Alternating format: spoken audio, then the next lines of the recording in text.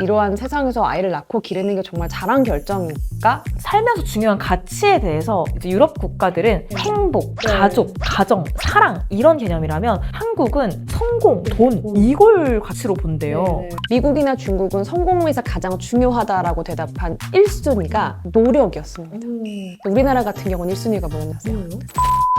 미래 사회가 얼마나 심각한 불평등의 문제들을 겪게 될까라는 사회학자 입장에서는 염려되는 부분들이 상당히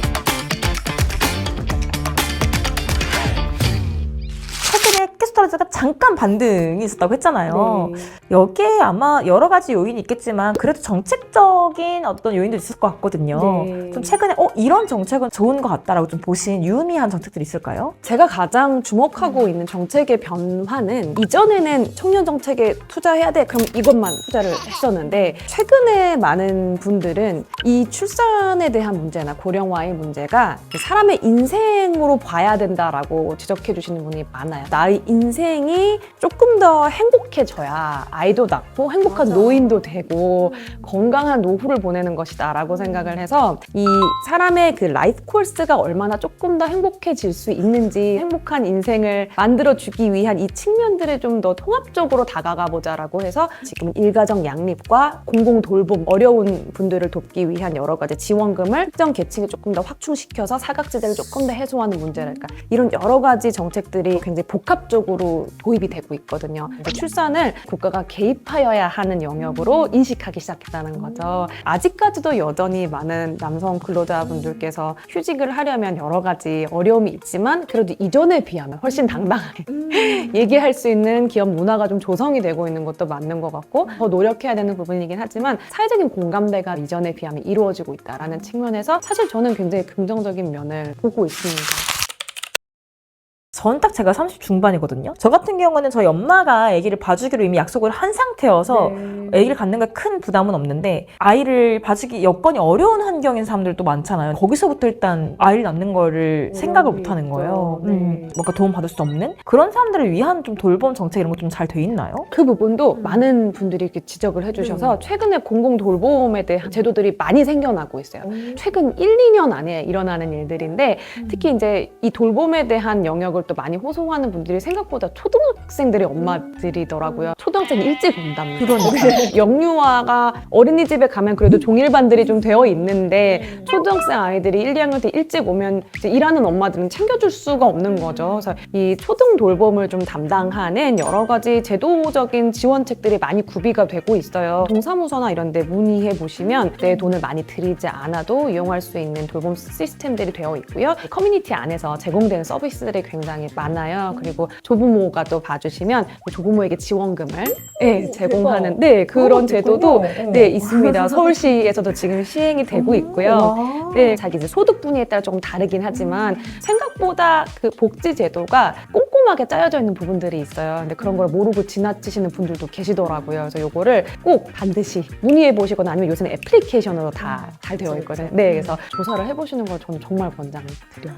너무 좋네요. 그러면 아까 라이프 코스 기준으로 통합적으로 되고 있는 거 너무 좋다 말씀 주셨는데 이건 국가 정책만이 할 수 있는 개인이 아닌 반드시 시급하게 가장 먼저 개선돼야 될 부분이 있다면 어떤 게 있을까요? 저는 이제 세 가지를 이야기를 하는데 하나는 노동시장이 좀 개혁되어야 합니다. 왜냐하면 제가 아까도 말씀드렸지만 많은 맞벌이 부부들이 아이를 낳고 기르는 데 있어서 근로시간을 단축하는 문제나 재택근무로 대체할 수 있는 문제 같은 게 있는데요. 국가에서 이야기는 하고 있지만 뭐 자발적으로 채택을 하기는 어려운 부분들이 많잖아요. 그래서 저는 이건 법적 제도로 들어왔으면 좋겠다라고 생각하는 영역이에요. 또 하나는 교육제도 개편입니다. 그러니까 아이들 선발하는 문제나 의대 개편이나 공공의대 확충 여러 가지 문제들 다 여기에 속하게 되는데 좀 정치적으로 첨예하긴 하지만 그러나 우리가 지금부터 논의를 시작하지 않으면 안 되는 부분이라고 생각을 하거든요. 그래서 우리나라는 사실 그동안 가장 국가적으로 평가를 받았던 정책이 교육을 통한 사다리의 상승이었어요. 소위 뺑뺑이로 학교를 가잖아요. 그래서 내 거주지에 따라서 아이들을 다 랜덤하게 가기 때문에 모든 계층의 아이들이 섞여서 아주 잘 되어 있는 공교육을 받는다고 했는데 지금은 그렇지도 않잖아요. 그쵸. 학군지로 다 이사를 가니까 학군지의 집값은 더 오르고 그렇지 않아도 불평등이 심각해지고 있는데 또 다른 계층화의 현상을 여기에 얹어버리면 미래 사회가 얼마나 심각한 불평등의 문제들을 겪게 될까라는 사회학자 입장에서는 염려되는 부분들이 상당히 많아요. 이런 부분은 이제 입시 제도나 교육 제도의 개편이 좀 더 적극적으로 다가가줘야 되는 부분인 것 같아요. 또 하나는 이제 혼외 출산에 대한 법적 보장의 맞아요. 문제입니다. 위험도 네, 맞습니다. 우리나라가 혼외 출산에 대해서 법적이고 제도적인 그런 면모들이 개편이 되었을 때 문화나 인식도 따라갈 거라고 생각하거든요. 일례로 프랑스 같은 경우는 혼외 출산이 무려 60%를 넘어서는 실제로 결혼을 많이 안 하잖아요. 네, 사실 관계로 많이 맞습니다, 지내고. 맞습니다. 네, 등록 동거혼 제도라 그래서 내가 동거한다고 등록하면 아이 낳고 기르는데 아무런 법적 제재가 없어요. 지금 우리나라는 제가 알기로는 미혼부가 아이 출생 신고를 하려면 이게 상당히 복잡한 시스템이 들어간다고 하더라고요. 법적으로도 여러 가지 다양한 형태의 출산과 가족의 형태를 인정할 수 있는 포용성 공반이 되어야 되지 않을까, 장기적인 관점으로 봅니다. 아, 이거 너무 중요한 것 같아요. 사실은 저는 입학사정관 제도라는 것도 아마 세수하기 위해서 만들어진 건데 더 심해졌잖아요. 맞습니다. 자기소개서부터 막 돈 써가면서 네. 하고 어떤 형태로 이게 개편이 되든 다 사교육이랑 연결이 되니까 네. 여기서부터 좀 뿌리 깊게 정말 교육제도에 대한 네. 걸 되돌아보는 게 맞지 않나. 더 많이 가진 사람들이 더 양질의 전략으로 더 좋은 학교에 자녀들을 넣고자 하는, 사실 그 인간의 욕망을 어떻게 제어하겠습니까만 이 장치에 대해서는 국가가 상당히 심각하게 고려를 해주시기를 정말 바라는 바예요. 이것만 좀 개선이 돼도 조금 저출산 문제도 그래도 좀 긍정적이게 갈 수 있지 않을까.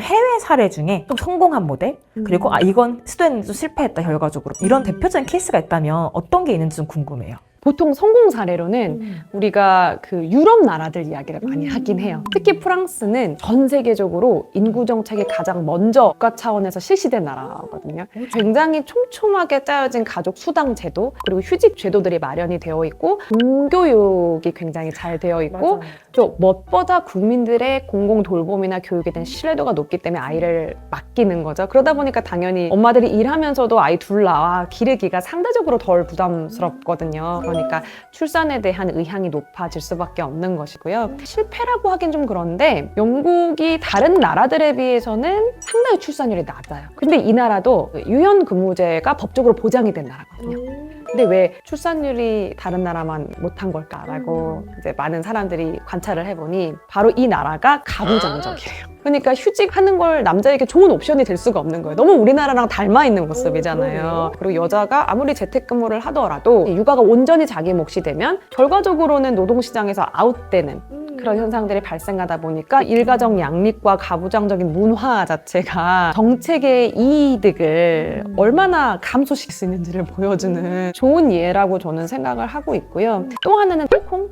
또 싱가포르입니다. 이 두 나라도 1점 미만을 보이는 나라들이거든요. 국가가 여러 가지 정책을 실시함에도 불구하고 출산율 반등이 상당히 어려운 곳이에요. 여기는 많은 사람들이 되게 저렴하게 외국인 도우미를 고용할 수가 있어요. 맞아요. 그래서 네. 그 홍콩에 가면 네. 굴다리 밑에 네, 맞아요. 분들 이제 그 하우스 이제 네, 거기 하시는 네. 분들이 굴다리 밑에서 다 네. 마을처럼 결성해서 사시더라고요. 안에서 아, 굴다리 아래에서. 네, 그게 사시는 건 아니고요. 그럼에도 불구하고 이 정책이 이 나라도 먹히지 않는 나라거든요. 일본도 엄청난 초고령화 사회로 주목을 받았는데 네. 정말 개선됐을 때 유의미했던 정책들이나 그런 게 혹시 있나요? 아, 네. 일본 같은 경우는 사실 고령화 이야기를 할 때 뗄래야 뗄 수 없는 우수 사례 중에 하나이기도 한데요. 일단 너무 일찍부터 이 나라는 노화가 시작됐기 때문에 이 은퇴를 한 소위 노인 세대들이 현금 자산이 한 3분의 1 정도는 될 정도로 여러 가지 유동 자산 중에서 현금 자산의 비중이 굉장히 높고요. 그리고 노인들이 일할 수 있는 근로시장의 퀄리티가 되게 좋아요. 특정 나이까지 의무적으로 고용하는 정년 연장 제도가 거의 99%의 기업이 그걸 반영을 하고 있습니다. 그러니까 거의 100%인 거죠. 중소기업부터 영세기업부터 대기업까지. 물론 사회적인 합의가 굉장히 필요한 부분이기는 해요. 왜냐하면 이게 세대 갈등을 유발할 수는 있거든요. 수도 있겠네요. 네. 그런데 사실 이런 고령화 현상은 이제 우리나라가 피할 수 없는 현실이긴 하거든요. 이러한 형태의 사회적 합의, 세대 간 갈등에 대한 여러 가지 담론의 연장이 이루어져야만 하는 시기인 거죠.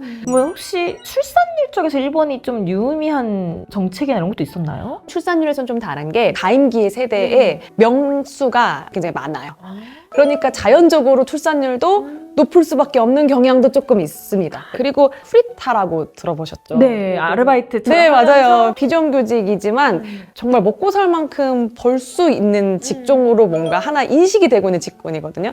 그러니까 내가 노동해서 먹고 사는 거에 대한 경제적 불안감이 좀 덜 하기는 해요. 그러면 개개인들이 가장 먼저 좀 시도해볼 수 있는 그런 작은 변화는 뭐가 있을까요? 제 생각에는 아무래도 특히 이러한 사회 분위기 속에서는 인생 가운데 양육이 가져오는 의미가 무언지를 좀 개인적으로 생각해 주시기를 바라요. 되게 이 양육 가치관 말씀하셔서 딱 떠오른 게 그 워낙 우리나라가 북유럽이랑 잘 비교가 되는 게 북유럽 국가들은 행복 지수가 굉장히 높고 네. 우리나라는 되게 거의 꼴찌잖아요, OECD에서. 근데 또 완전 다른 게 뭐냐면 살면서 중요한 가치에 대해서 이제 유럽 국가들은 행복, 네. 가족, 가정, 사랑 이런 개념이라면 한국은 성공, 돈 이걸 가치로 본대요. 네, 네. 근데 저는 좀 이쪽 케이스가 좀 놀랐어요. 성공이랑 돈을 추구한다는 거에. 근데 그게 네. 사회적 분위기인 거죠. 근데 사실은 진짜 행복은 어떤 일상의 행복과 가정에서 올 수도 있는 거잖아요. 근데 그게 사실 우선순위의 가치가 된다면 네. 이런 하나도 달라질 수 있지 않을까. 그렇죠. 이런 것들은 가치관이 이제 세대 이전이 된다는 그런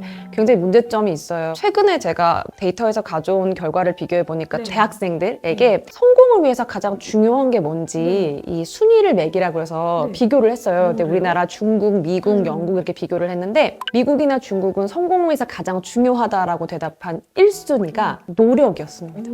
우리나라 같은 경우는 1순위가 뭐였는지 아세요? 부모의 지위라고 대답했어요.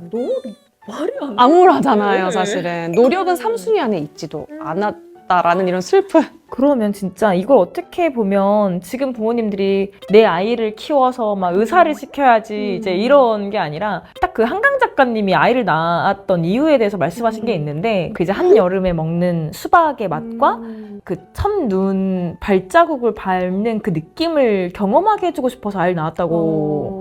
그러니까 그런 걸 생각을 하면 조금 더 아이에게 행복한 세상을 주는 거에 대해서 좀 부담이 덜지 않을까. 맞아요. 네.